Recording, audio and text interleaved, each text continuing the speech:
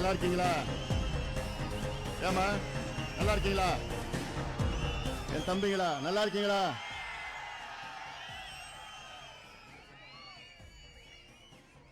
நடைபெறுகின்ற மக்களவை தேர்தலில் தேசிய ஜனநாயக கூட்டணியின் தர்மபுரி நாடாளுமன்ற தொகுதி பாட்டாளி மக்கள் கட்சியின் வெற்றி வேட்பாளர்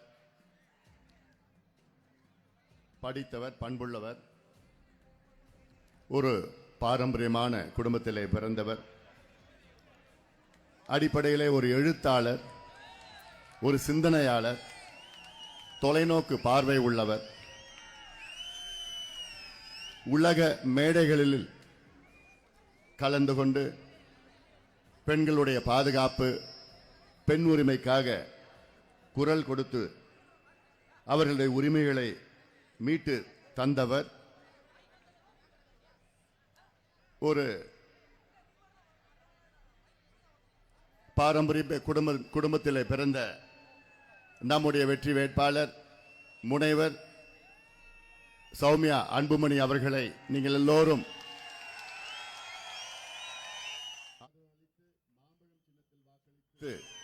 அவரை வெற்றி பெற செய்யுமாறு உங்கள் எல்லோரையும் பணிவோடு பாசத்தோடு கேட்டுக்கொள்கின்றேன்.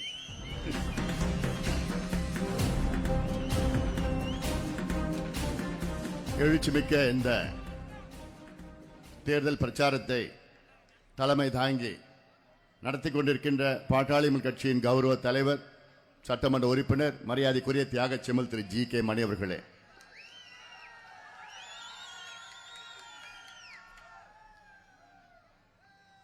சட்டமன்ற உறுப்பினர், மாவட்ட செயலாளர் திரு வெங்கடேஸ்வரன் அவர்களே, திரு அரசாங்கம் அவர்களே, பாரதிய ஜனதா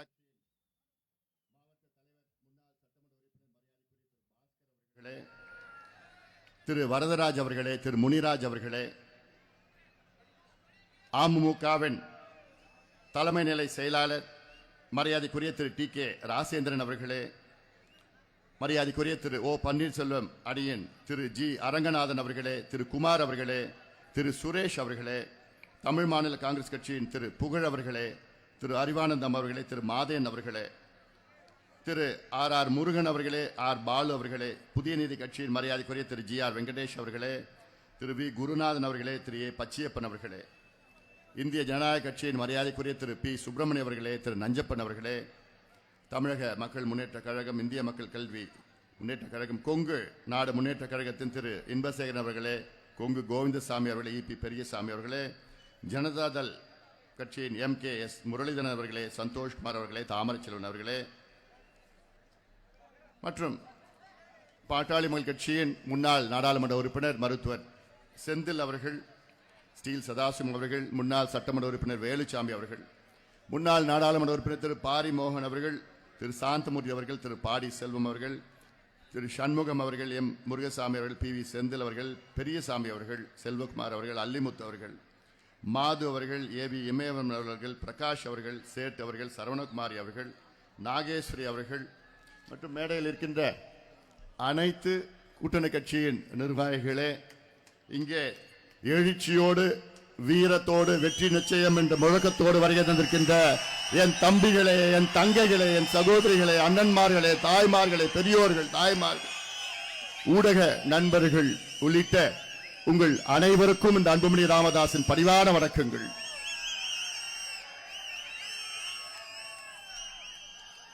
நம்முடைய இனமான காவலர், சமூக நீதி போராளி மருத்துவர் ஐயா அவர்கள் இன்னும் சில நிமிடங்களில் இந்த மேடைக்கு வர இருக்கின்றார்கள்.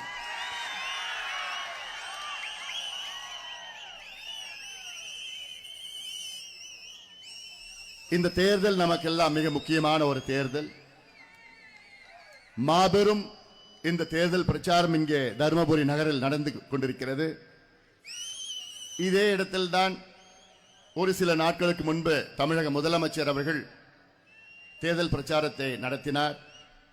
இதே இடத்தில்தான் முன்னாள் முதலமைச்சர் திரு எடப்பாடி பழனிசாமி அவர்கள் பிரச்சாரத்தை நடத்தினார். அந்த பிரச்சாரத்தின் பொழுது வந்த கூட்டம் அது கூட்டிய கூட்டம். இந்த கூட்டம் இது வந்த கூட்டம், தானாக வந்த கூட்டம் இது.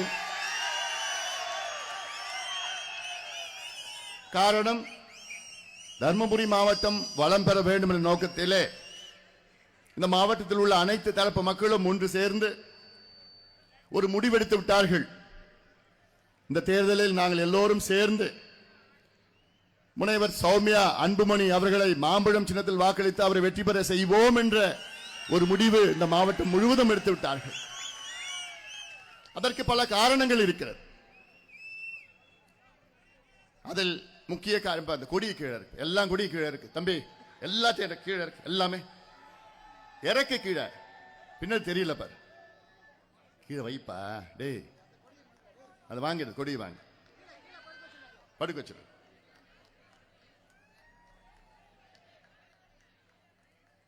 இந்த மாவட்டம் தமிழ்நாட்டில் மிக மிக பின்தங்கிய ஒரு மாவட்டம்.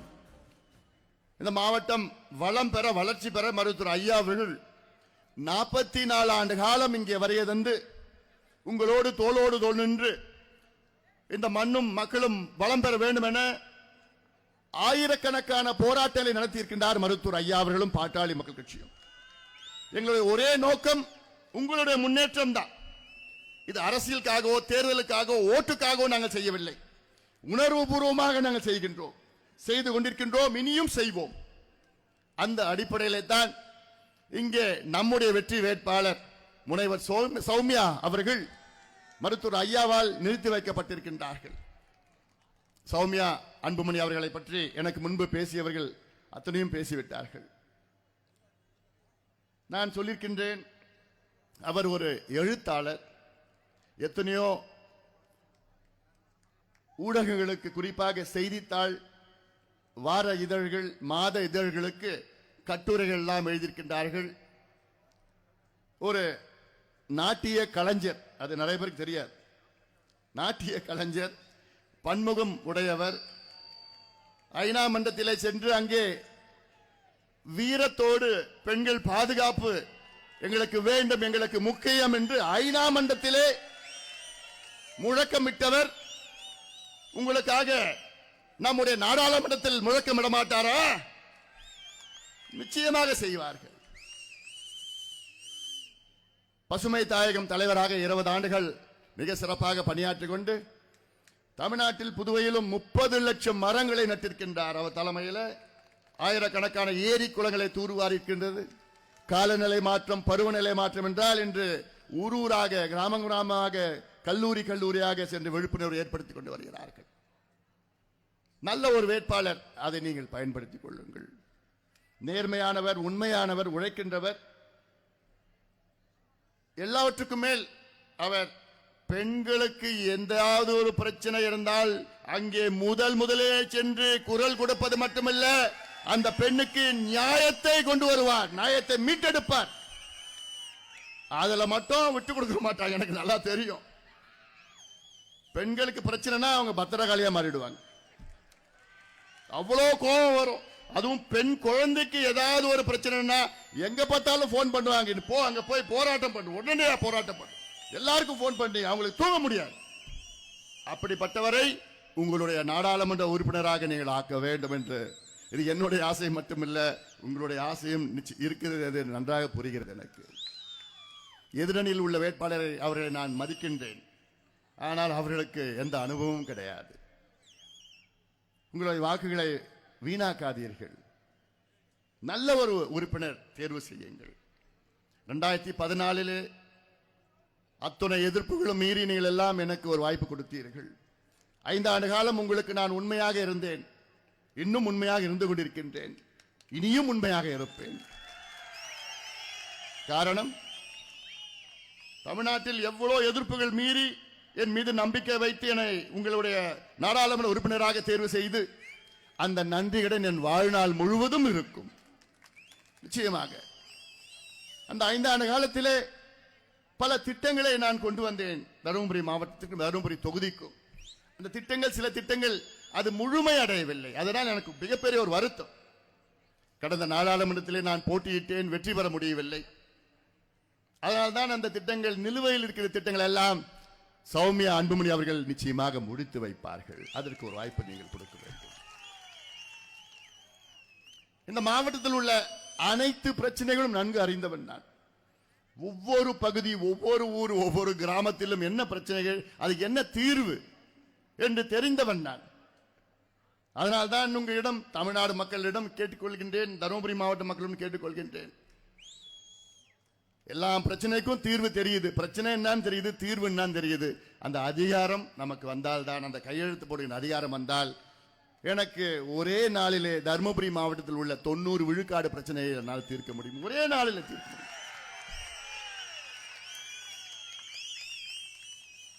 எந்த பக்கம்னா எடுத்துக்கங்க. பாலக்கோடு தொகுதி எடுத்துங்க. பாலக்கோடு தொகுதியில் அங்கே அமைச்சர் 5 முறை சட்டமன்ற உறுப்பினராக இருந்தவர், இன்றும் இருந்து கொண்டிருக்கின்றார். நான் போகின்ற வரை எம்பியாக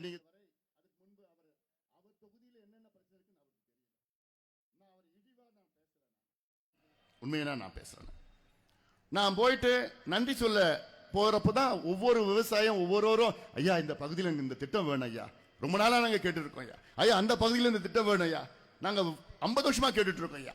இப்படி எல்லாம் கேட்க ஒவ்வொரு பகுதியும், இப்ப பாலக்கோடு தொகுதியில் எண்ணெய்கோல் புதூர் தும்பலி திட்டம், இது அங்க மக்களுடைய நீண்ட கால திட்டம். தென்பெண்ணை ஆற்றிலே உபரி நீர் எண்ணெய்கோல் புதூர் என்ற பகுதியிலே ஒரு தடுப்பணையில் அங்கிருந்து ஒரு கால்வாய், தென் கால்வாய் வந்து தும்பலி அணைக்கு தண்ணி கொண்டு வருவது. இந்த திட்டம் நீண்ட கால திட்டம். இதற்கு எத்தனையோ போராட்டங்கள், ஆர்ப்பாட்டங்கள், விவசாயிகளை திரட்டி எத்தனையோ மாநாடுகள் நடத்தி, அதன் பிறகுதான் அவருக்கே தெரியுது, ஓஹோ என் தொகுதியில் இந்த திட்டம் இருக்குதா. அதன் பிறகு வலியுறுத்தி அதுக்கு ஒரு ஒதுக்கீடு செய்திருக்கிறார்கள், நிதி ஒதுக்கீடு, அவ்வளவுதான். திட்டம் முழுமை அடையவில்லை. அதே போன்று இங்கே நம்முடைய ஐயா அவர்கள் வந்து கொண்டிருக்கின்றார்கள்.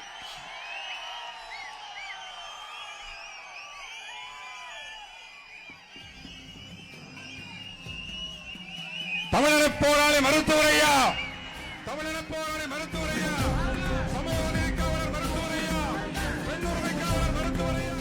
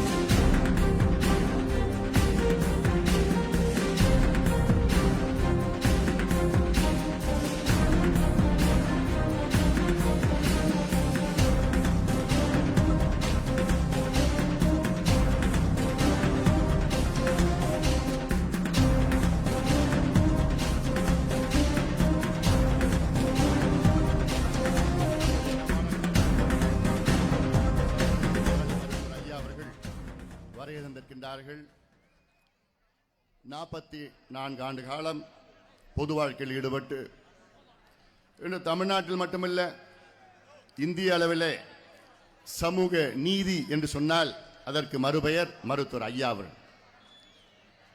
அந்த வகையில் தருமபுரி மாவட்டம் மட்டுமல்ல தமிழகத்தில் உள்ள மக்களுடைய முன்னேற்றத்திற்காக பாடுபட்டு இங்கே வரையிருந்திருக்கின்றார் மருத்துவர் ஐயா அவர்கள். இந்த தருமபுரி மாவட்டத்தில் உள்ள பிரச்சனைகளை பற்றி உங்களுக்கு நான் சொல்லி வருகின்றேன். பாலக்கோடு பகுதியில் எண்ணெய்கோல் தும்புலி திட்டம், அந்த பகுதியில் ஜர்தலா புலிக்கரை திட்டம், தூள் செட்டி ஏரி திட்டம், குமார் செட்டி ஏரி திட்டம், பஞ்சப்பள்ளி அணையில் உபரி நீர் வந்து மாரண்டலியிலே ஒரு தடுப்பணை கொட்டு அந்த தடுப்பணை மூலமாக அந்த பகுதியிலே விவசாயிகள் வளர்ச்சி திட்டம், சின்னாரிலே தொல்லை காது திட்டம், அதன் பிறகு இன்னும் கொஞ்சம் அந்த பக்கம் போன சேனேகால் திட்டம் மொரப்பூர் பகுதியில், இன்னும் அந்த பக்கம் போன சிக்லிங் பகுதியில் போட்டு அங்கே ஒரு தடுப்பணை கட்ட வேண்டும். சித்தேரி மலையில் அங்கே முன்னேற்றங்கள் இருக்க வேண்டும். சித்தேரி மலை கீழே வள்ளிமறையானை உயர்நீர் திட்டம், உயர்ந்த திட்டம். இன்னும் இந்த பக்கம் போன பாப்பிரெட்டிப்பட்டி பகுதியில் வாணியார் உபரிநீர் திட்டம், இல்லை பொம்முடி பகுதியில் போனால் பொதியன் பள்ளம் திட்டம், இன்னும் கொஞ்சம் அந்த பக்கம் போனால் ஆணையமடுவு திட்டம், இந்த பக்கம் வத்தல் மலை பகுதியில் கீழே பார்த்தீங்கன்னா அதில் ஜெகநாதன் கோம்பை திட்டம் அதை நிறைவேற்றப்பட்டு இருக்கிறது. இல்ல அந்த பக்கம் தொப்பூர் பகுதியில் போன தொப்பையார் உபரிநீர் திட்டம், இந்த பக்கம் இங்க இருக்கின்ற நாகாவதி அணைக்கு தண்ணி, இதெல்லாம் ஒவ்வொரு பகுதியிலும் ஒவ்வொரு திட்டங்கள் இருக்கிறது. இந்த திட்டம் நீங்கள் எனக்கு தேர்வு செய்து பிறகுதான் இந்த திட்டம் எல்லாம் வெளியில் கொண்டு வந்து இப்போது மக்களுடைய பேர் ஆதரவு பெற்று இந்த திட்டம் நிறைவேற்ற வேண்டும் என அழுத்தம் கொடுக்கப்பட்டிருக்கிறது. இதையெல்லாம் நின்று கொண்டிருக்கிற திட்டம் எல்லாம் நிலுவையில் இருக்கிறது. இதை நிச்சயமாக முனைவர் சௌமியா அன்புமணி அவர்கள் நிறைவேற்றி கொடுப்பார், உறுதியாக கொடுப்பார்கள். அது மட்டுமல்ல, இங்க சிப்காட் வேண்டுமென எத்தனையோ போராட்டங்கள் பாட்டாளி மக்கள் கட்சியை சார்ந்த முன்னாள் நாடாளுமன்ற உறுப்பினர்கள், முன்னாள் சட்டமன்ற உறுப்பினர்கள், இந்நாள் சட்டமன்ற உறுப்பினர்கள் எல்லாம் போராடி கொண்டிருக்கின்ற சூழல். போராட்டத்துக்கு பிறகுதான் இப்பொழுது சிப்காட் ஏதோ கொஞ்சம் தொடக்க பணிகள் நடைபெற்றுக் கொண்டிருக்கிறது. அந்த சிப்காட்டிலே பெரிய தொழிற்சாலைகளை முனைவர் சௌமியா அன்புமணி அவர்கள் கொண்டு வந்து இங்க இருக்கின்ற உங்கள் பிள்ளைகளுக்கும் உங்கள் பெண்களுக்கும் இங்கே வேலை வாய்ப்பை நிச்சயமாக ஆயிரக்கணக்கான உள்ளூர் மக்களுக்கு இளைஞர்களுக்கு வேலை வாய்ப்பு உருவாக்கி கொடுப்பார்கள். இது உறுதி. இந்த உறுதியெல்லாம் அவர் மட்டும் சொல்லவில்லை, நானும் உங்களுக்கு உறுதி அளிக்கின்றேன். காரணம், இது என்னுடைய மண்ணும் என்னுடைய மாவட்டமும் என்னுடைய தொகுதியும் தான். மீண்டும் மீண்டும் சொல்கின்றேன், உங்களுக்கு நான் நன்றிகடன் பட்டிருக்கின்றேன். அந்த வகையிலே உங்களுடைய முன்னேற்றம் தான் எனக்கு முக்கிய வேலையாக நான் பார்க்கின்றேன். இது ஏதோ மேடை பேச்சு கிடையாது, உணர்வுபூர்வமாக நான் பேசுகின்றவன். தருமபுரி மொரப்பூர் ரயில்வே திட்டம் 80 ஆண்டு கால கனவு. 19 முறை நான் அமைச்சர்களையும் அதிகாரிகளையும் சந்தித்து ஒரு காலகட்டத்தில் மிரட்டி கூட வாங்கிட்டேன். இதே இடத்துல தான் அன்றைய ரயில்வே துறை அமைச்சர் பியூஷ் கோயல் அவர்கள் இங்கே வருகை தந்து அடிக்கல் நாட்டி ஹெலிகாப்டர் வந்தார். பார்த்தீங்கல்ல, அடிக்கல் நாட்டப்பட்டு வேலைகள் தொடங்கி இன்று நிலுவையில் இருக்கிற திட்டம் இன்னும் முழுமையாக முடியவில்லை. காரணம், இதற்கு முன்பு நீங்கள் தேர்வு செய்த நாடாளுமன்ற உறுப்பினர் எதுவுமே செய்யவில்லை. இந்த தவறை மீண்டும் செய்யாதீர்கள். ஒரு தொடர்ச்சி வேண்டும். நான் தொடங்கின திட்டங்கள் எல்லாம் அதை முடிக்க வைக்க வேண்டும் என்றால் நீங்கள் எல்லாம் சௌமியா அன்புமணி அவர்களை மாம்பழம் சின்னத்தில் வாக்களித்து அவரை வெற்றி பெற செய்யுங்கள். அது மட்டுமல்ல, இங்கே தக்காளி, புளி, மாம்பழம், மரவள்ளி என்ன எல்லாமே விளைச்சல் இருக்குது.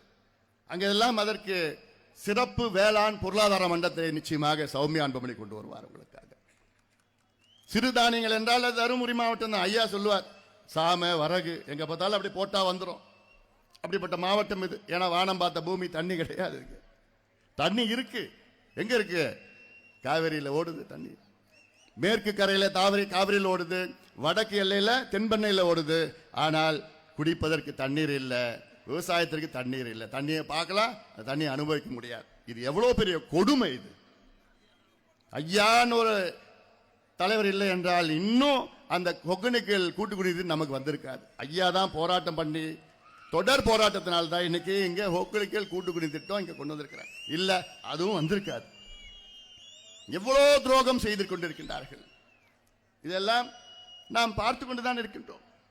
இதே மேடையில் இதே திடலில் பேசிய முன்னாள் முதலமைச்சர் அவர்கள் நேற்று பேசினார். நம்மளை பத்தி பேசுறார். ஏன் உங்களை பத்தி நீங்க பேசுங்களேன். நீங்க இந்த மாவட்டத்துக்கு என்ன செஞ்சீங்க பேசுங்க. முதலமைச்சர் ஸ்டாலின் அவர்கள் இதே மேடையில் தான் பேசுறார். என்ன பேசுறாரு? ஐயா பத்தி பேசுறாரு. சமூக நீதினு சொல்ற ஐயா ஏன் பிஜேபி கூட்டணிக்கு போனார்? இதே கேள்வி ஸ்டாலின் அவர்கள் உங்ககிட்ட நான் கேட்கிறேன். நீங்க ஏன் பிஜேபி கூட்டணிக்கு போனீங்க இதுக்கு முன்பு?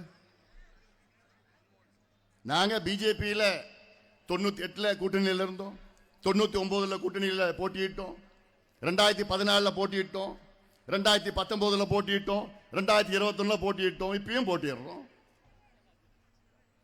நாங்க புதுசா ஒண்ணு சேரலையே, தொடர்ந்து போட்டிட்டு தான் இருக்கிறோம்.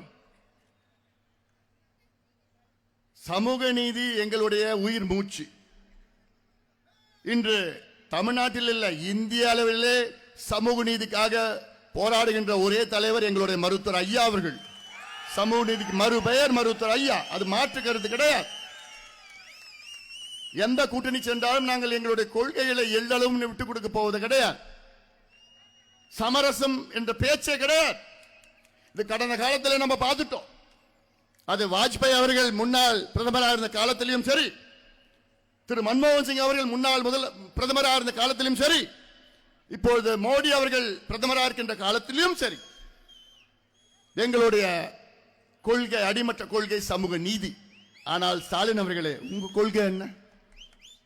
உங்க கொள்கை என்ன? எதுவுமே கிடையாது. தமிழ் என்று தமிழ்னு சொல்லி பேர் சொல்லி நீங்க ஆட்சிக்கு வந்தீங்க. இன்னைக்கு தமிழை மறந்துட்டீங்க, மக்களையும் மறந்துட்டீங்க. உங்களுடைய நிறுவனர் அண்ணா அவர்கள் எதுக்கு கட்சி தொடங்கினார்? நல்ல ஆட்சி கொடுப்பதற்காக. ஆனா அப்படி நீங்க கொடுக்கிறீங்களா?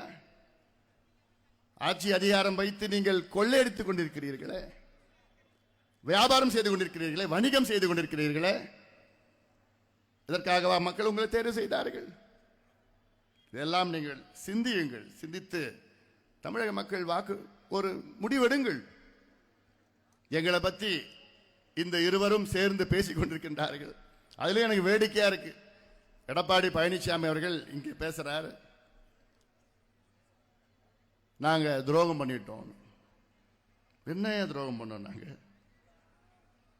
யாருக்காவது பாட்டாளி மனுஷன் துரோகம் பண்ணிருக்கிறதா? நாங்க மற்றவங்களுக்கு உழைத்து உழைத்து தியாகங்கள் செய்து உழைத்து உங்க 2 பேரையும் மாறி மாறி முதலமைச்சராக தான் நாங்க கொண்டு வந்துட்டு இருக்கோம். அதுதான் நாங்க செஞ்ச மிகப்பெரிய தவறு. உங்களுக்கு நாங்க என்ன துரோகம் பண்றாரு? நாங்க இடஒதுக்கீடு கொடுத்துட்டோம், அவங்க எங்களை ஏமாத்திட்டாங்க. இப்போ நீங்க இடஒதுக்கீடு எப்படி கொடுத்தீங்க? நீங்க மனதார கொடுத்தீங்களா? நீங்களே முன் வந்து கொடுத்தீங்களா? 2019 உங்களுடன் கூட்டணி சேர்ந்த நேரத்தில் ஐயா அவர்கள் 10 அம்ச கோரிக்கைகளை முன்வைத்துதான் கூட்டணியில் சேர்ந்தார்கள். அந்த 10 அம்ச கோரிக்கைகள் 2 கோரிக்கைகள், வன்னியர்களுக்கு தனி இடஒதுக்கீடு வேண்டும், அடுத்தது சாதிவாரி மக்கள்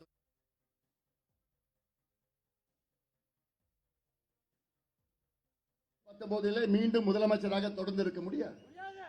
இது எல்லாத்துக்கும் தெரியும். உங்க ஆட்சி அன்னைக்கே போயிருக்கும். ஆனால் நாங்கள் செய்த தியாகத்தால் தான், இது துரோகம் கிடையாது, நாங்கள் செய்த தியாகத்தால் தான் நீங்கள் 2 ஆண்டு கால முதலமைச்சராக தொடர்ந்து இருக்க முடியுது.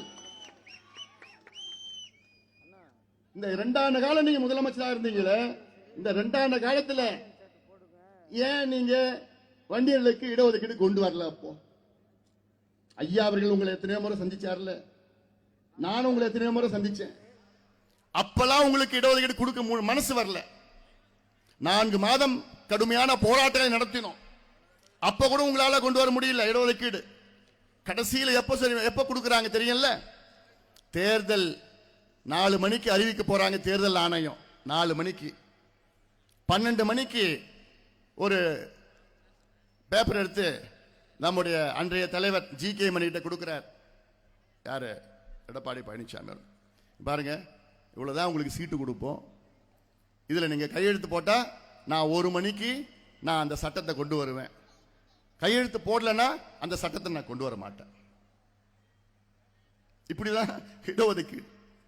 இவர் என்னமோ இவர் தியாகம் பண்ண மாதிரியும் நாங்க துரோகம் பண்ண மாதிரியும். ஐயாவுக்கு கோபம் வந்துடுச்சு.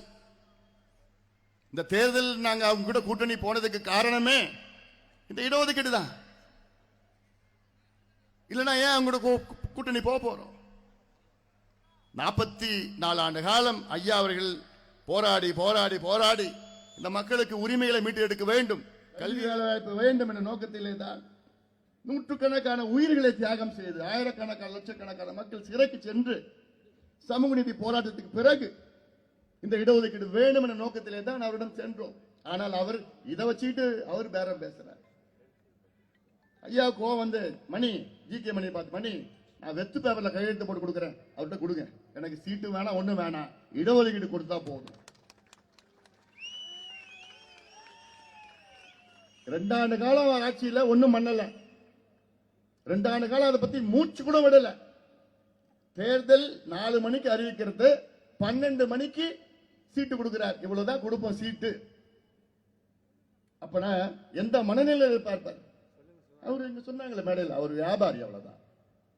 அவருக்கு சமூக நீதியோ உணர்வோ மக்களோ தமிழக மக்கள் முன்னேற்றமோ எந்த அடிப்படையும் கிடையாது. அவர் வியாபாரி, எல்லாச்சும் வியாபாரம் பண்ணணும், அவ்வளவுதான்.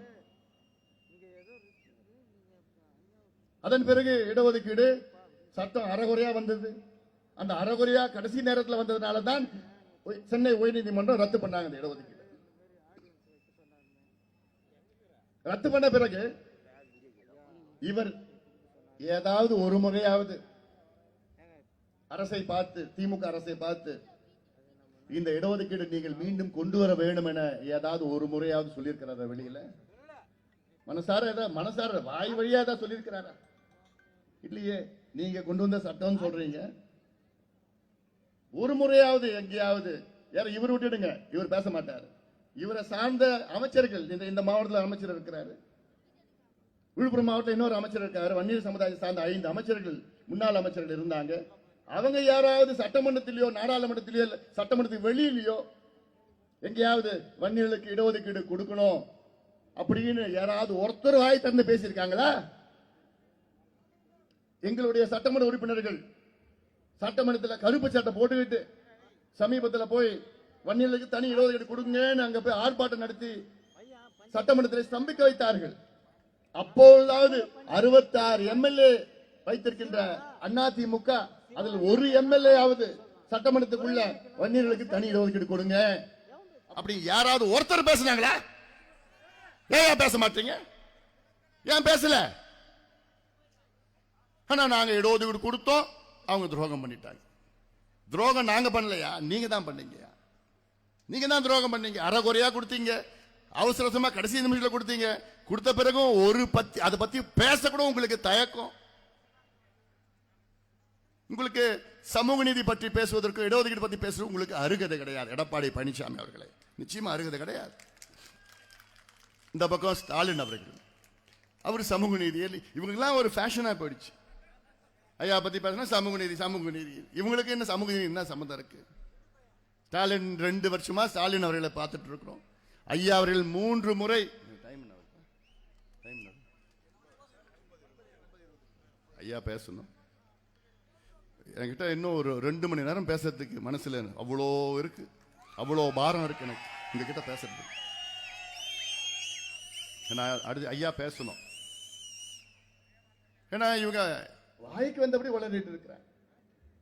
மக்களுக்கு தெரியணும் என்ன உண்மை எது பொய்ன்னு மக்களுக்கு தெரியல. ஏதோ கிராமத்துல எடப்பாடி பத்திரம் கொடுத்துட்டாராமே, ஆனா கூட்டணி போலையாம இவங்க நாங்க எழுதி வச்சு ஸ்டாம்ப் பேப்பர்ல பாண்டு பேப்பர்ல எழுதி வச்சு நாங்க காலம் முழுவதும் அதிமுக அடிமைகளா இருப்போம், எடப்பாடிக்கு இப்படி ஏற்படும். நாங்க நீங்க கிடையாது அடிமைகளாக இருக்கிறதுக்கு.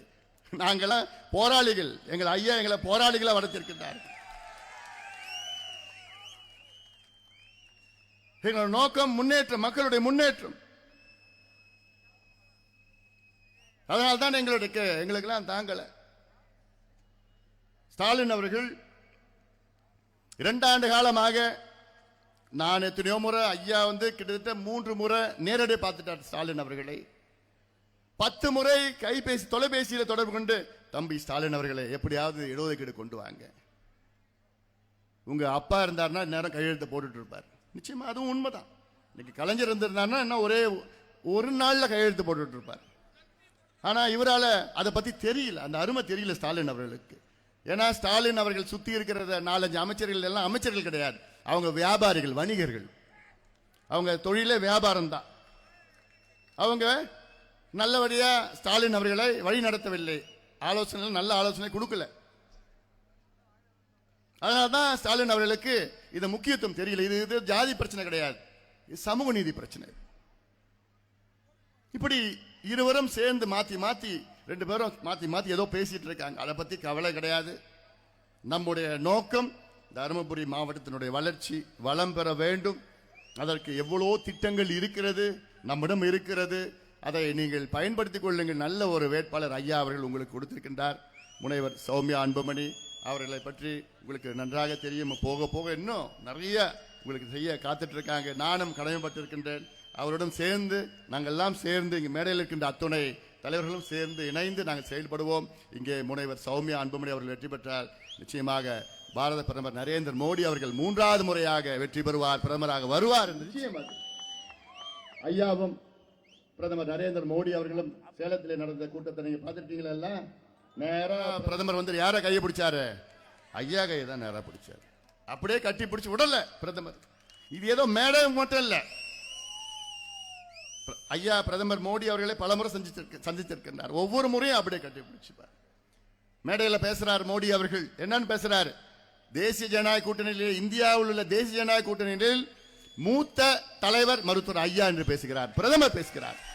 இது நமக்கு எவ்வளவு பெருமையாக இருக்கிறது. ஐயாவுடைய அனுபவமும் அன்புமணி ராமதாசுடைய திறமையும் தமிழ்நாட்டுக்கும் இந்தியாவுக்கும் தேவை என்று பிரதமர் அவர்கள் பேசுகிறார்கள். ஐயா தைரியமாக பிரதமரை வலியுறுத்தி தமிழ்நாட்டின் பிரச்சனைகளை தீர்வு கொண்டு வருவார் ஐயா அவர்கள். ஏன்னா ஐயா சொன்னா நிச்சயமா பிரதமர் மோடி அவர்கள் கேட்பார். ஸ்டாலின் அவர்கள் சொல்கின்றார், இடஒதுக்கீட்டுக்கு எதிரான ஜாதிவாரி கணக்கெடுப்பு எதிரான பாஜகவிடம் கூட்டணி செல்கின்றார் என்று சொல்கின்றார் ஸ்டாலின் அவர்களே. இன்னைக்கு வரைக்கும் பிரதமர் அவர்களோ அல்லது பாஜகவோ நாங்கள் இந்தியாவிலே ஜாதிவாரி கணக்கெடுப்பு நடத்த மாட்டோம் என்று ஏதாவது ஒரு முறை சொல்லியிருக்காங்களா? எங்கேயாவது சொல்லியிருக்காங்களா? இல்லையே, சொல்லலையே. நீங்க எப்படி சொல்றீங்க? அப்போ காங்கிரஸ் கட்சி இந்தியாவை 77 ஆண்டுகளில் 60 ஆண்டுகள் காங்கிரஸ் கட்சி தான் ஆண்டது. இந்த 60 ஆண்டு காலத்தில் ஒரு முறையாவது காங்கிரஸ் கட்சி ஜாதிவாரி கணக்கெடுப்பு நடத்துவோம் சொன்னாங்களா? இல்ல கொண்டு வந்தாங்களா? இல்லையே. இப்ப தேர்தலுக்காக பேசிட்டு இருக்காங்க, அவ்வளவுதான். காங்கிரசுக்கும் சமூக நீதி சம்பந்தம் கிடையாது. திமுக, அதாவது இன்றைய திமுகவுக்கும் சமூக நீதி சம்பந்தம் கிடையாது. கலைஞர் திமுகவுக்கும் சமூக நீதி சம்பந்தம் இருந்திருக்கு. ஆனா இன்றைய திமுகவுக்கும் சமூக நீதிக்கும் எள்ளளவு சம்பந்தம் கிடையாது. சமூக நீதி பேசுறதுக்கு எதுவும் தகுதி கிடையாது. நான் இன்னும் முடிச்சிடறேன். நான் ஐயா பேசணும். ஐயா இவ்வளோ தூரமா திண்டிவனத்திலிருந்து இப்போ வந்திருக்கிறார், இவ்வளோ தூரமா வந்திருக்கிறாரு.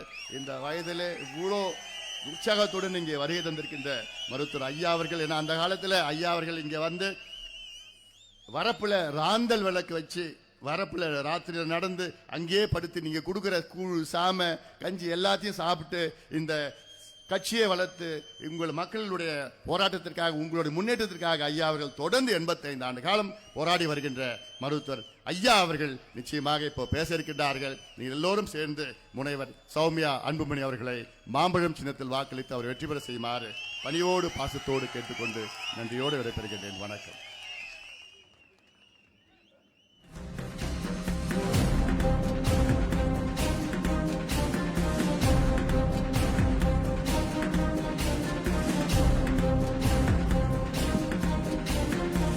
நாம் அனைவரும் ஆவலுடன் எதிர்பார்த்துக் கொண்டிருக்கிறோம்.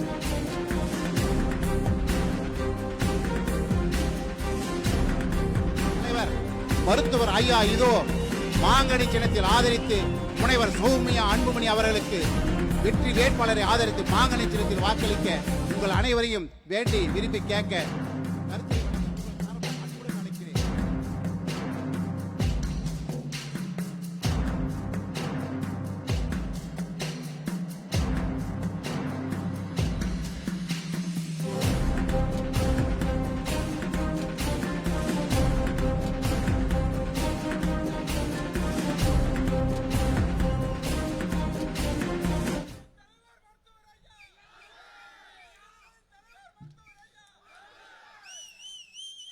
தேசிய ஜனநாயக கூட்டணியின்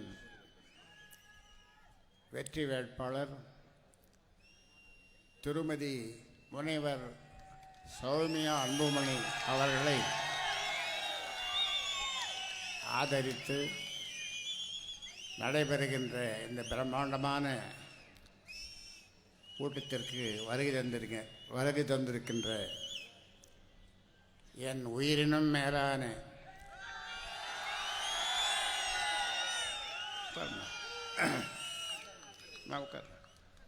என் உயிரினும் மேலான என் உயிரை விட மேலான பாட்டாளி சொந்தங்களே, ஜனநாயக கூட்டணியின் அங்கம் வகிக்கின்ற பெருமைக்குரிய மேடையில் அமர்ந்திருக்கின்ற பெருமைக்குரிய தலைவர்களே, இந்த மாவட்டத்திற்கு நான் என்ன செய்தேன், எப்படியெல்லாம் செய்தேன், எப்படியெல்லாம் செய்ய இருக்கிறேன் என்பதை பற்றி அன்புமணி சொன்ன மாதிரி என்ன ஒரு அரை மணி நேரம் 1 மணி நேரம் கொடுத்தாலும் கூட முழுமையாக அவரால் சொல்ல முடியாது. அந்த அளவிற்கு என்னுடைய வாரிசாக உங்களிடம் ஒப்படைத்தேன். நீங்கள் அவரை சீராட்டி பாராட்டி அவரை நீங்கள் வளர்த்தீர்கள். இந்த தருமபுரி மாவட்டத்தினுடைய மக்கள் பிரச்சனையை நான் ஒன்றிரண்டு மறந்திருந்தாலும் அவர் அடுக்கடுக்காக சொல்லுவது மட்டுமல்ல, அதற்காக தொடர்ந்து உங்களில் ஒருவராக இருந்து போராடி, எனக்கு போராளி என்று பெயர், ஆனால் இந்த மாவட்டத்து மக்களுக்காக என்றும் போராடக்கூடியவர் அன்புமணி. அவரோடு சேர்ந்து திருமதி சௌமியா அன்புமணி போராட இருக்கிறார். இந்த மாவட்டத்தை நான் எப்படியெல்லாம் நேசித்தேன் என்பது உங்களுக்கு தெரியும். நான் வருத்தப்பட்டதெல்லாம் நான் இந்த மாவட்டத்திலே, இந்த மண்ணிலே பிறக்கவில்லையே என்ற வருத்தம். அதை நான் பல முறை சொல்லியிருக்கிறேன்.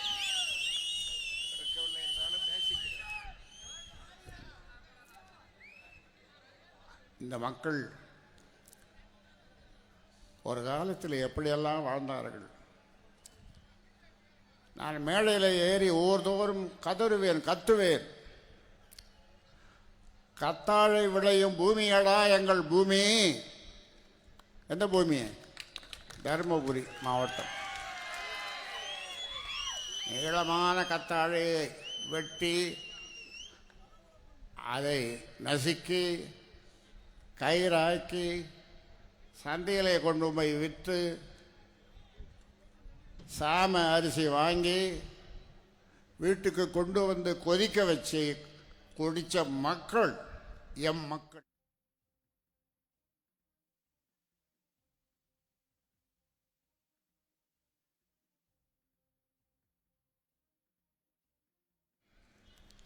இந்த பூமி எம் மக்கள் சாம சோறும் கொள்ளு ரசம் அதுதான் குடிக்கணுமா, அதுதான் சாப்பிடணுமா கேட்டவன் இந்த ராமதாஸ்.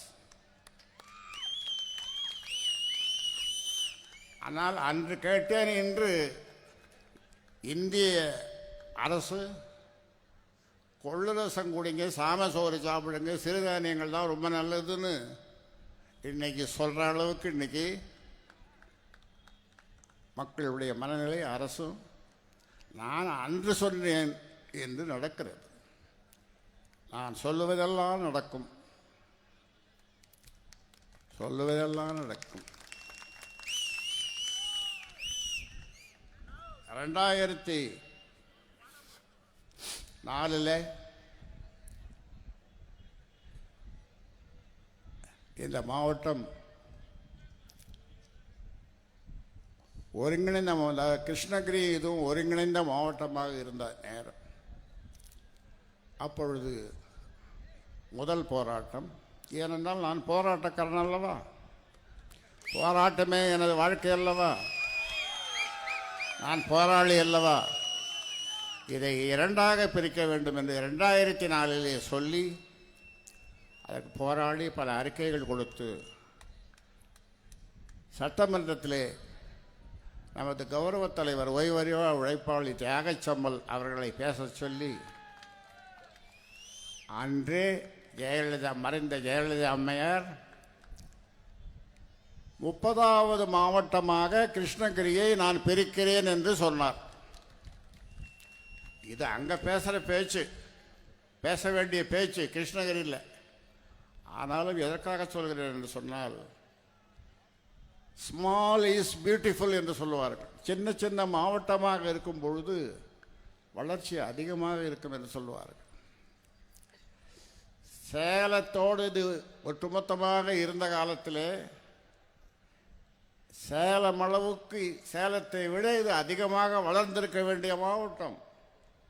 காரணம், அதற்கான காரணங்கள் உங்களுக்கு தெரியும், அது இப்பொழுது சொல்ல தேவையும் இல்லை. மக்கள், இந்த மாவட்டத்து மக்கள் பெங்களூர் சென்று எவ்வளவு கஷ்டப்பட்டு கஷ்டப்பட்டார்கள் என்பது எனக்கு தெரியும். இங்கே ஜீவிதம் வாழ வழி இல்லாமல் அங்கே சென்று பொங்கல் தீபாவளிக்கு அங்கிருந்து இங்கே வந்து ஓட்டு போடும்போது கூட அங்கிருந்து வந்து ஓட்டு போட்டு விட்டு போவார்கள். அந்த மாதிரி வறுமையிலே வாழ்ந்த மக்கள் இன்றைக்கு இந்த தொகுதியிலே பல இடத்துக்கு நான் பார்க்கிறேன், எங்கே பார்த்தாலும் சிறிய அழகிய வீடுகள், சிறிய அழகிய வீடுகள். இதைத்தான் நான் எதிர்பார்த்தேன். மக்கள் இந்த நிலைக்கு இன்று எப்பொழுது வருவார்கள் என்று கனவு கண்டபோது வந்து கொண்டிருக்கிறார்கள் என்பதை நான் பார்க்கும் பொழுது எனக்கு எவ்வளவு மகிழ்ச்சி ஏற்படும். அது மட்டுமல்ல, இந்த மாவட்டத்து மக்கள் ஒரு பெரிய தவறை தொடர்ந்து செய்து வந்தார்கள். என்ன தவறு தெரியுமா? பெண் குழந்தை பிறந்தால் குப்பையிலே போட்டு விடுவார்கள். இதற்காகத்தான் மறைந்த அம்மையார் ஜெயலலிதா அம்மையார் தொட்டில் குழந்தை, உங்களுக்கு பெண் குழந்தை வேண்டாம் என்று சொன்னால் கலெக்டர் ஆஃபீஸிலே ஒரு தொட்டில் இருக்கும், அந்த தொட்டிலே கொண்டு போய் போட்டு விடுங்கள், அதை நாங்கள் வளர்த்து ஆளாக்கி பெரிய பிள்ளையாக செய்து விடுகிறோம் என்ற ஒரு திட்டத்தை கொண்டு வந்தார். அப்படி அந்த மாதிரி தவறு இப்பொழுது நடக்கலை இங்கே தருமபுரியில். ஏனென்றால் இனியும் நடக்காது. ஏனென்றால் திருமதி சௌமியா அன்புமணி எம்பியாக, நாடாளுமன்ற உறுப்பினராக வரப்போகிறார். என்னை எல்லோரும் சொல்லுவார்கள் பெண்ணுரிமை காவலர், பெண்ணுரிமை காவலர் என்று. ஏன் பெண்ணுரிமை காவலர் என்று சொல்லுகிறார்கள் என்று சொன்னால், உட்காருமா, ஏன் சொல்கிறாங்கன்னா, இந்த சாராயத்தை குடித்து வீணா போகிறானுங்களே, அதுக்காக மது ஒழிப்பு, மகளிரை கொண்டு மது ஒழிப்பு போராட்டம் பண்ணதுனால பெண்களெல்லாம் என்னை பெண்ணுரிமை காவலர் என்று சொல்லுவார்கள். சௌமியா அன்புமணி இந்த பெண்ணுரிமைக்காக ஐநா வரை சென்று அங்கே இது சம்பந்தமாக பேசிவிட்டு வந்திருக்கிறார். இந்த மாவட்டத்தினுடைய வளர்ச்சி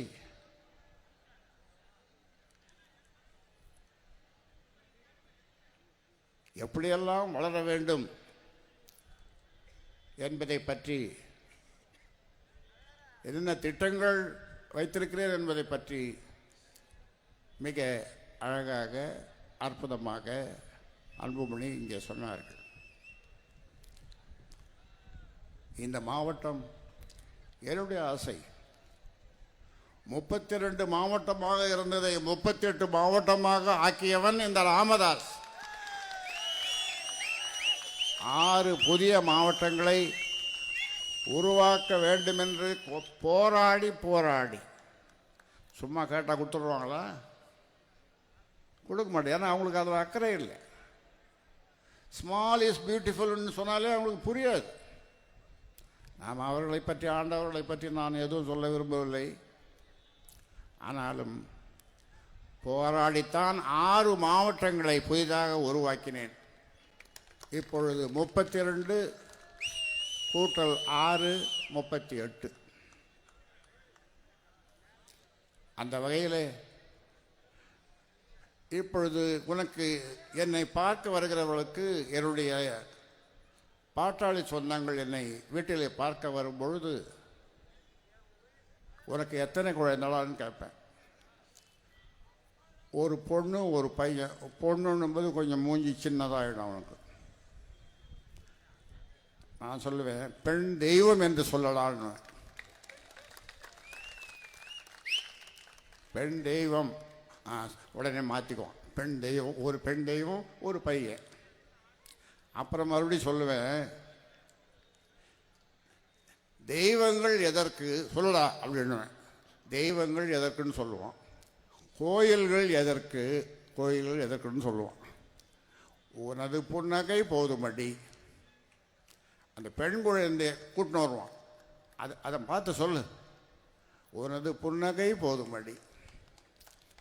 இப்போ எல்லாம் என்ன பண்ணுறான், இப்போ அவருக்கு எத்தனை குழந்தைன்னா ஒரு பெண் தெய்வம் ஒரு பையன். எல்லாம் மாற்றினாங்க. எல்லாருமே பதிவு போடும்போது கூட அப்படி தான் போடுறாங்க. ஒரு பெண் தெய்வம் 19 வயசுக்கு பிறகு அது பெண் தேவதை ஆகலாம். உன்னுடைய பெண்ணுக்கு என்ன வயசு? 19. பெண்ணுன்னு சொல்லாத, பெண் தேவதை என்று சொல்லு. அதோடு இந்த மாவட்டத்தில் இன்னொன்று எனக்கு பிடிக்காத ஒன்று. என்ன ஒன்று என்றால், 18 வயசுக்குள்ளவே தெரியாமல் கல்யாணம் பண்ணிடுறது. 18 வயசுக்குள்ளவே. ஆனால் இப்போ அது நடக்காது. ஏன்னா பக்கத்து வீட்டுக்காரன் தயாராக அவன் எப்போ பிறந்ததுன்னு வச்சுக்கிறான் சர்டிஃபிகேட்டை. அவன் போய் சொல்லிடுவாங்க கலெக்டர்கிட்ட இல்லை தாசில்தார்கிட்ட. கைபேசியில் சொல்லிடுவான். அதனால் இப்போ பெண் குழந்தைகளை நாம் பாதுகாப்போம், படிக்க வைப்போம். இப்போ பார்த்தீங்கன்னா அரியலூர் மாவட்டமா தருமபுரி மாவட்டமா ரெண்டுத்துக்கும் போட்டி. படிப்பில் ரெண்டுத்துக்கும் போட்டி.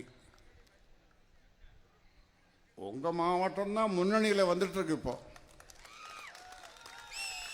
இங்கே தான் அதிகமான டாக்டர்கள் உருவாகி இருக்கிறார்கள், உருவாகி வருகிறார்கள்.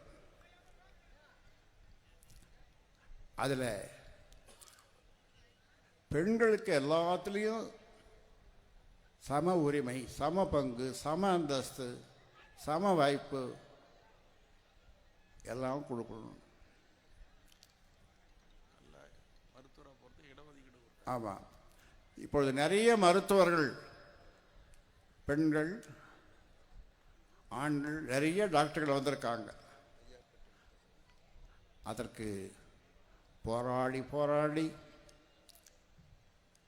நான் வாங்கி கொடுத்த எம்பிசி மிக பிற்படுத்தப்பட்டவர்களுக்கு. பண்ருட்டி, கடலூர் மாவட்டம் பண்ருட்டி அந்த பகுதியில் இருக்கின்ற மருங்கூர், அந்த ஊரில் இருந்து எனக்கு ஒரு தொலைபேசி. ஐயா நான் ஐஸ்வர்யா பேசுகிறேன். யாரம்மா நீ ஐஸ்வர்யா? நான் இந்தியாவிலேயே ஐஏஎஸில் 26வது இடத்துல வந்திருக்கிறேன். ஐஸ்வர்யா பெண்ணு, 26வது இடம். தமிழ்நாட்டிலே போட்டாங்க. ஏய் என்னது?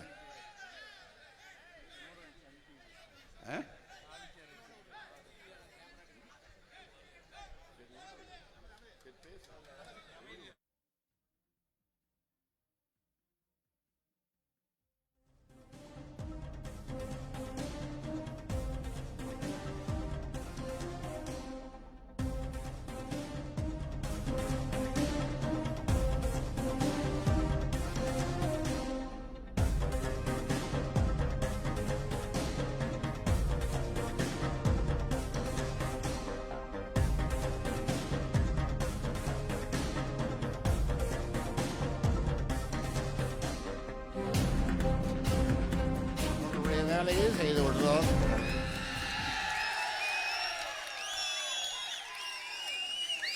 அப்படி செய்யவில்லை என்று சொன்னால் அவர்களுக்கு குத்தும் குடையும்,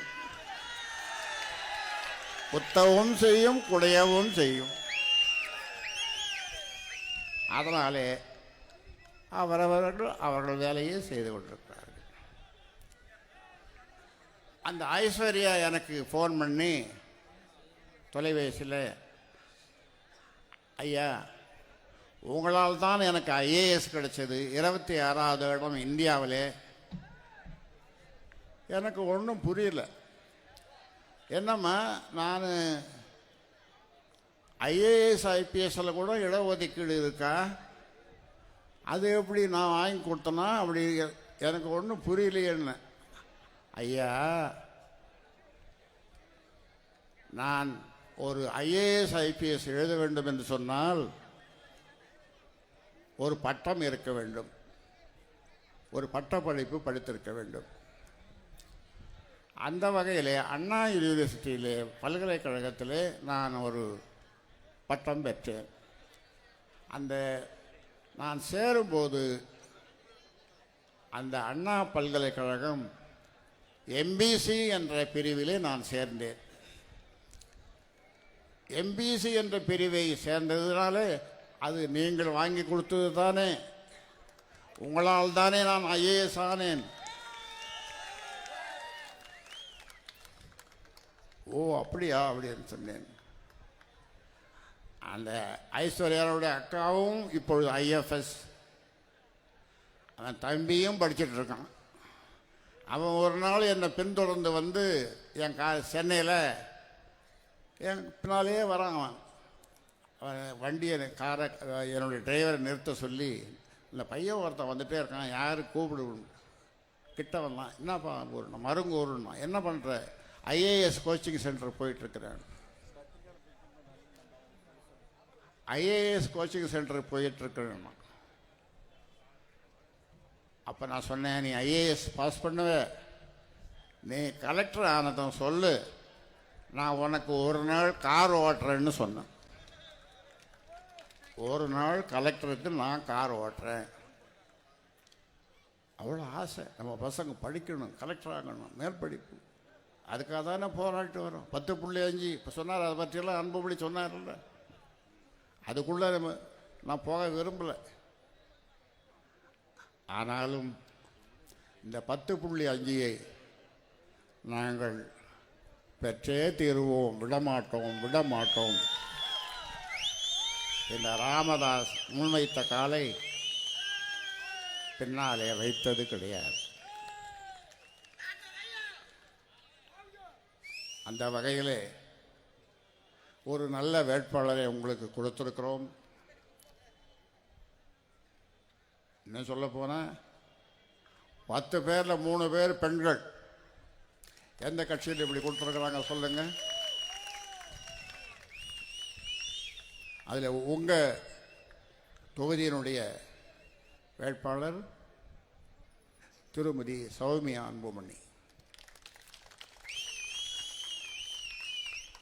இன்னும் சொல்லப்போனால் இந்த 40 பேர் புதுச்சேரியும் சேர்த்து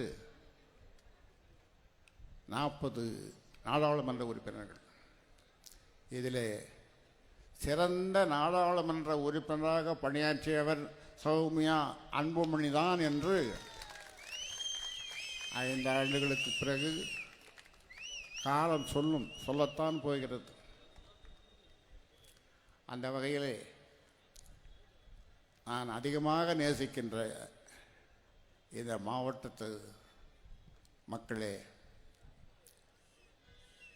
நீங்கள் அனைவரும் என்ன சொல்ல போனால் இதில் கட்சியை பார்க்க தேவையில்லை. ஏனென்றால் எந்த கட்சியும் பாட்டாளி மக்கள் கட்சி செய்த மாதிரி நான் மற்ற கட்சியை குறை சொல்லவில்லை. ஏனென்றால் ஒவ்வொரு எந்த பிரச்சனையாக இருந்தாலும் நாங்கள் அது விழுவதில்லை. உதாரணத்திற்கு ஒன்று சொல்லுகிறேன். ஒகேனக்கல் பக்கத்திலே ஓடுற காவிரி கரை புரண்டு ஓடுது. ஆனால் எங்கே தண்ணி கலத்தை தோண்டினா ஃப்ளோரைடு கலந்த தண்ணீர், அந்த ஃப்ளோரைடு கலந்த தண்ணீரை குடித்தா இந்த எலும்பெல்லாம் விழாம போடும். இதெல்லாம் எக்ஸ்ரே எடுத்து அதை எடுத்து என்னென்னமோ அனுப்புகிறோம் மத்திய அரசுக்கு. ஆனால் ஒன்றும் நடக்கலை. அதன் பிறகு அப்பொழுது முதல்வராக இருந்த கலைஞர் அவர்கள் இந்த கூட்டு குடிநீர் திட்டத்தை கொண்டு வந்தே ஆக வேண்டும் என்று இறுதி எச்சரிக்கை விடுத்தேன். மனித சங்கிலி போராட்டம் நடத்தினேன். தொப்பூர் முதல் ஓசூர் வரை மனித சங்கிலி போராட்டம் நான் நடத்தினேன். இதே இடத்துல அதற்காக மாநாடு. அதன் பிறகு அப்பொழுது பெங்களூரில் இது கர்நாடகாவில் தேர்தல். அங்கிருந்து டெல்லியிலிருந்து ஒரு தாக்கியது கலைஞருக்கு. இப்பொழுது வேண்டாம், இப்பொழுது வேண்டாம், அப்புறம் வச்சுங்க. நான் சொன்னேன், இப்பொழுதே வேண்டும், இப்பொழுதே வேண்டும், இப்பொழுதே ஒகேனக்கல் கூட்டு குடிநீர் திட்டம் வேண்டும் வேண்டும் என்று சொன்னேன். விடமாட்டான் போலது இந்த ராமதாஸ் 2008 வந்து அடிக்கல் நாட்டிட்டு, எங்கே அந்த ஜிகே மணி கூப்பிடு, சந்தோஷம் தானே, அதான சொன்னார். ஆமாம், சந்தோஷம் தானே மணி. டாக்டர் ஐயாட்ட சொல்லுங்க. கலைஞர் சொன்னது, என்னுடைய நண்பர் கலைஞர் சொன்னது. அதன் பிறகு வேறு வழி இல்லாமல் இந்த ஒகேனக்கல் கூட்டு குடிநீர் திட்டத்தை கொண்டு வந்து நல்ல தண்ணீர் எல்லோரும் குடிக்கிற அளவிற்கு. ஆனால் போதவில்லை. அதனாலே தான் இப்பொழுது 2வது ஒகேனக்கல் கூட்டு குடிநீர் திட்டத்தை கொண்டு வர வேண்டும். அதற்காக அன்புமணி அவர்கள் போராடி வருகிறார். நாம் எல்லோரும் போராடி வருகிறோம். அந்த போராட்டத்தை இனி திருமதி சௌமியா அன்புமணி அவர்கள் முன்னெடுத்து செல்வார்கள் என்று உங்களுக்கு உறுதியளிக்கிறேன். ஏனென்றால் இங்கே ஓடுகின்ற இந்த தண்ணீர் நம்ம தண்ணீர், காவிரி தண்ணீர்.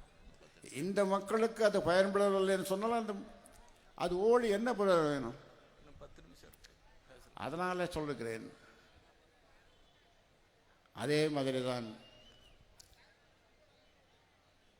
இந்த மருத்துவக் கல்லூரி இங்கே கொண்டு வந்தது.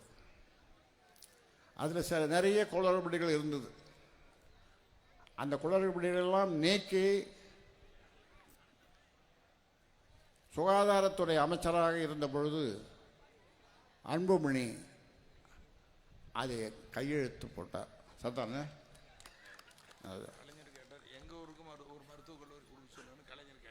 கலைஞர் வந்து அவங்க ஊருக்கு ஒரு மருத்துவக் கல்லூரிக்கு ஒன்று கேட்டாராம். அப்போ தருமபுரியில் கொடுக்கணும்னா தருமபுரிக்கு கொடுக்கணும்னா என் ஊருக்கும் ஒன்று கொடுங்க. அதுங்க திருவாரூர், திருவாரூருக்கும் கட்டலாம். அப்போ அன்புமணி சரிங்க உங்கள் ஊருக்கும் கொடுத்துட்றோம் அப்படின்னு சொல்லியிருக்கார் அன்புமணி. ஆக ஒரு மருத்துவக் கல்லூரி, அதில் படிக்கின்ற மாணவர்கள், அதில் வேலை செய்கின்ற டாக்டர்கள், மருத்துவர்கள் எல்லாம் எண்ணி பாருங்கள். மிக மிக பிற்படுத்தப்பட்ட, எத்தனை மிக வேண்டுமானாலும் போட்டுக்கொள்ளுங்கள் என்று சொல்லுகின்ற அளவிற்கு இருந்த இந்த மாவட்டம் நாளுக்கு நாள் வளர்ச்சி அடைந்து வருகிறது என்றால் அதற்கு யார் காரணம் என்பதை நீங்கள் அறிய வேண்டும். அறிந்து நீங்கள் செய்ய வேண்டியதெல்லாம் மாம்பழத்திற்கு வாக்களித்து தேசிய ஜனநாயக கூட்டணி வெற்றி பெற நீங்களெல்லாம் மாம்பழத்திற்கு வாக்களிக்க வேண்டும். 400 எம்பிக்கள் வெற்றி பெறுவார்கள் என்று சொன்னார்கள். 400 நாடாளுமன்ற உறுப்பினர்கள் திருமதி சௌமியா அன்புமணியை சேர்த்து 401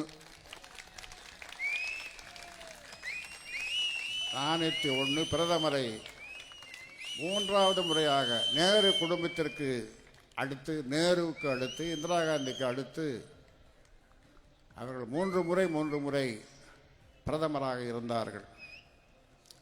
இப்பொழுது நம்முடைய நரேந்திர மோடி அவர்கள் 3வது முறையாக பிரதமராக போகிறார்.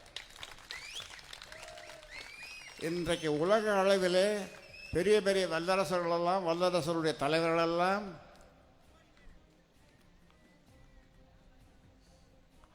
அவர்கள் ஆச்சரியப்பட்டு பார்க்கின்ற ஒரு பெரிய மாபெரும் தலைவராக நரேந்திர மோடி அவர்கள் உருவாகி வருகிறார்கள். மற்ற நாடுகளுக்கு, உலக நாடுகள் எந்த நாடுகளாக இருந்தாலும் அந்த நாடுகளுக்கு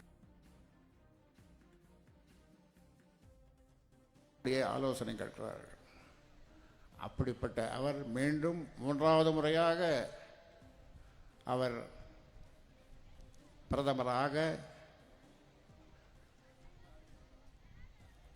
உங்களுடைய நாடாளுமன்ற உறுப்பினர் வாக்களிக்க வேண்டும். மேலும் நல்ல சிறந்த திட்டங்களை இந்த மாவட்டத்திற்கு கொண்டு வர, வளர்ச்சி பெற, முன்னேற, குறிப்பாக பெண்கள்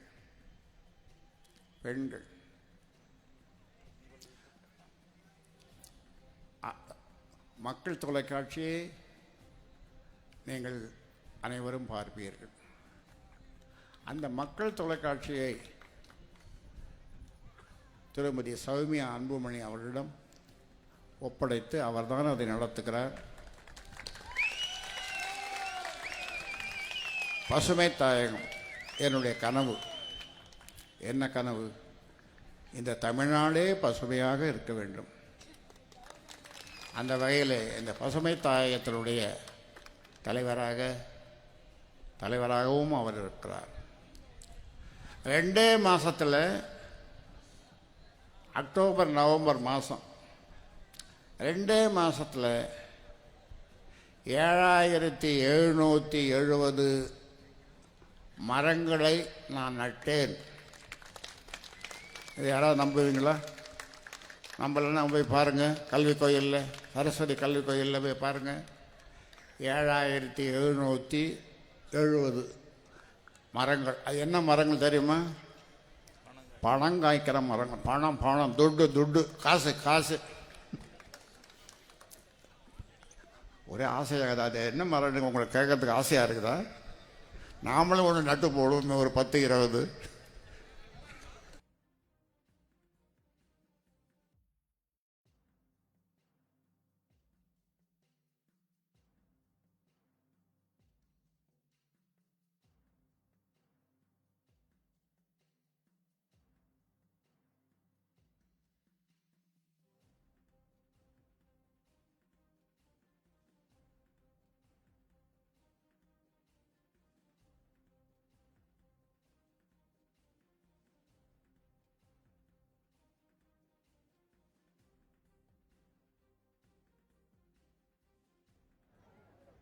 என்ன 2 எழுத்து?